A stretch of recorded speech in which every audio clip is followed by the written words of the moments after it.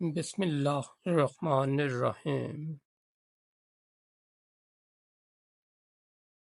حضرت شیخ کلیم اللہ جہاں آبادی رحمۃ اللہ تعالی علیہ برصغیر کے عظیم صوفی بزرگ اور مصلح تھے۔ آپ کا سلسلہ نسب خلیفہ دوم حضرت عمر فاروق سے جا ملتا ہے، اسی لیے آپ کو فاروقی کہا جاتا ہے۔ آپ کی ولادت سن 1650 کے مغل بادشاہ شاہجہاں کے دور حکومت میں ہوئی۔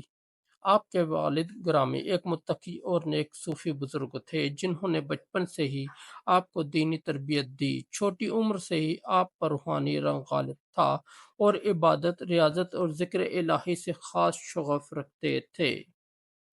علمی زندگی اور روحانی تربیت: حضرت کلیم اللہ نے قرآن پاک حفظ کرنے کے بعد حدیث، تفسیر، فقہ اور منطق جیسے دینی علوم میں مہارت حاصل کی۔ علم کے ساتھ ساتھ آپ میں باطنی ترقی کا شدید شوق پیدا ہوا، چنانچہ آپ نے حضرت شاہ محمد افضل رحمۃ اللہ تعالی علیہ سلسلہ چشتیہ نظامیہ کے بزرگ کے ہاتھ پر بیعت کی۔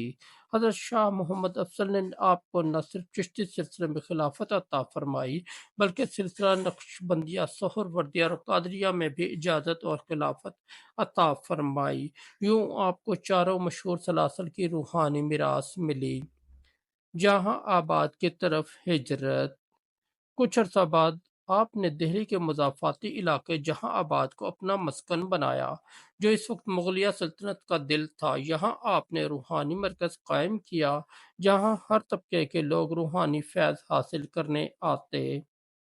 جہاں آباد میں آپ کی موجودگی ایک ایسا نور بن گئی جس نے بے شمار دلوں کو بدل دیا۔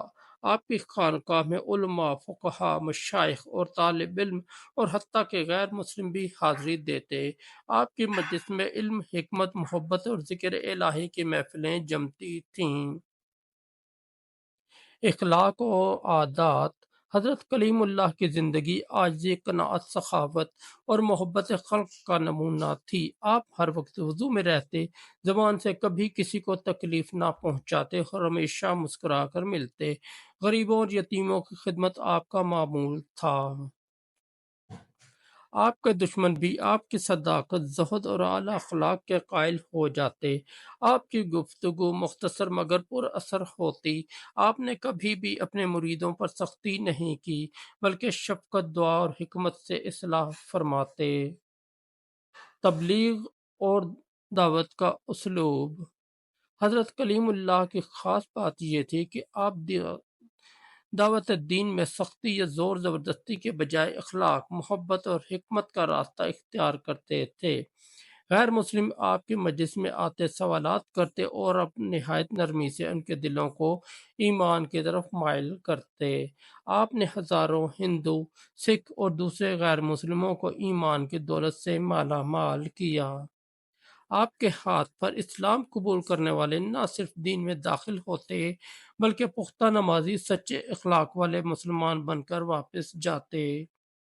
بادشاہوں پر اثر اور سیاسی دانش مندی: آپ کے علم و تقوی کا سکہ مغل دربار تک پہنچا۔ مغل بادشاہ اورنگزیب عالمگیر اور ان کے بعد کے حکمران آپ کی عزت کرتے تھے۔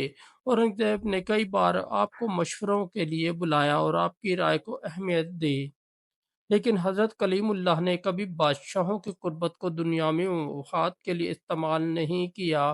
آپ ہمیشہ حق اور انصاف کی بات کرتے، چاہے سامنے بادشاہ ہی کیوں نہ ہو۔ مشہور کرامات: گنگا کنارے ہندو راجا کا ایمان لانا۔ ایک ہندو راجا سخت بیمار ہوا۔ جب سب علاج ناکام ہو گئے تو کسی نے حضرت کلیم اللہ کا ذکر کیا۔ راجا آپ کی خدمت میں حاضر ہوا۔ حضرت نے نہ صرف ایک دعا فرمائی اور پانی کا ایک پیالہ دم کر کے دیا۔ راجا نے جیسے ہی وہ پانی پیا، فوراً تندرست ہو گیا۔ اسی دن راجا نے کلمہ پڑھا اور مسلمان ہو گیا۔ نماز کا نور: کہا جاتا ہے کہ جب حضرت کلیم اللہ نماز پڑھتے تو آپ کے چہرے سے ایسا نور نکلتا کہ اندھیرے میں بھی لوگ قرآن کی تلاوت سن کر رو پڑتے۔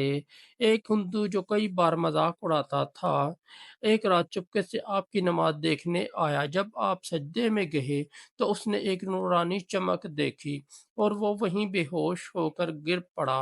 اگلے دن وہ اسلام قبول کر چکا تھا۔ تصانیف اور علمی ورثہ: حضرت کلیم اللہ جہاں آبادی رحمۃ اللہ تعالی علیہ نے کئی کتابیں تصنیف فرمائیں جن میں تصوف، اخلاقیات، روحانیت اور دین کی حکمتوں پر زور دیا گیا۔ آپ کی تعلیمات آج بھی مدارس اور خانقاہوں میں پڑھائی جاتی ہیں۔ وصال مبارک اور مزار پرانوار: حضرت کلیم اللہ رحمۃ اللہ تعالی علیہ نے تقریباً 80 سال کی عمر پائی۔ آپ کا مزار دہلی کے علاقے پرانا قلعہ کے نزدیک واقع ہے، جو آج بھی عقیدت مندوں کا مرکز ہے۔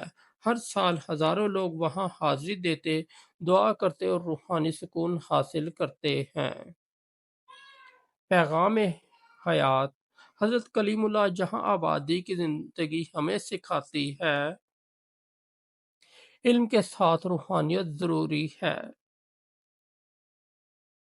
محبت اور اخلاق سے دل بدلے جا سکتے ہیں۔ دنیا کے سامنے نہیں، اللہ کے حضور جھکنا چاہیے۔ دین کا پیغام نرمی سے، خلوص سے اور عملے سے پہنچانا چاہیے۔ آخر میں، آج جب دنیا بے سکونی، نفرت اور انتشار کی طرف بڑھ رہی ہے، ہمیں حضرت کلیم اللہ رحمۃ اللہ تعالی علیہ جیسے بزرگوں کی تعلیمات کو عام کرنے کی ضرورت ہے۔ آپ کا پیغام آج بھی زندہ ہے، دلوں کو جوڑنے والا، نفرتوں کو مٹانے والا اور انسانیت کو جگانے والا۔ دوستوں، اگر آپ کو ہماری سٹوری اچھی لگی تو ہمارے اس چینل کو سبسکرائب کر دیں، اس ویڈیو کو لائک اور دوستوں کے ساتھ شیئر کر دیں۔ بہت شکریہ۔